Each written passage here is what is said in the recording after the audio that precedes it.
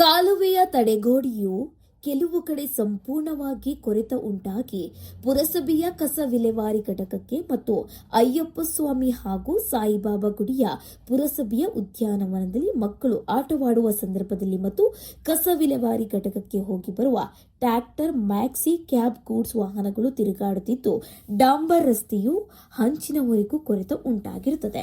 ಶಾಲಾ ವಾಹನಗಳು ಸಹ ಸಂಚರಿಸುತ್ತಿವೆ. ಪ್ರತಿ ಬಾರಿ ನಮ್ಮ ವಿಶೇಷ ಆಯುಕ್ತರು ಪರಿಶೀಲನೆಗೆ ಬಂದು ಹೋಗ್ತಿದ್ದಾರೆ. ಅವರನ್ನು ಒಮ್ಮೆ ಕಾಲ್ನಡಿಗೆಯಲ್ಲಿ ತಿರುಗಾಡಿಸಿದ್ರೆ ಗೊತ್ತಾಗುತ್ತದೆ.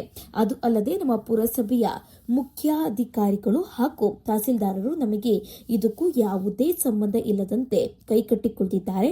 ಇದರ ಬಗ್ಗೆ ಗಮನ ಹರಿಸದೇ ಇರುವುದು ದುರ್ದೈವದ ಸಂಗತಿ. ಮುಂದಿನ ಅನಾಹುತಕ್ಕೆ ಎಡೆ ಮಾಡಿಕೊಡದೆ ಸ್ಥಳ ಪರಿಶೀಲಿಸಿ ವಿಶೇಷ ಇಲ್ಲ ತುರ್ತು ಅನುದಾನದಲ್ಲಿ ದುರಸ್ತಿಗೊಳಿಸಬೇಕಾಗಿ ಮುಂದಿನ ದಿನಗಳಲ್ಲಿ ವಿವಿಧ ಸಂಘಟನೆಯೊಂದಿಗೆ ಉಗ್ರ ಹೋರಾಟ ಎಚ್ಚರಿಕೆಯನ್ನು ತಮಗೆ ನೀಡಲಾಗುತ್ತದೆ ಎಂದು ದೂರಿನ ಮುಖಾಂತರ ಮನವಿಯನ್ನು ಟಿಎಚ್ಎಂ ರಾಜಕುಮಾರ ಮತ್ತು ಮರಿಯಪ್ಪ ಇವರ ಉಪಸ್ಥಿತಿಯಲ್ಲಿ ಕೊಟ್ಟಿರುತ್ತಾರೆ ಎಂದು ತಿಳಿದು ಬಂದಿದೆ.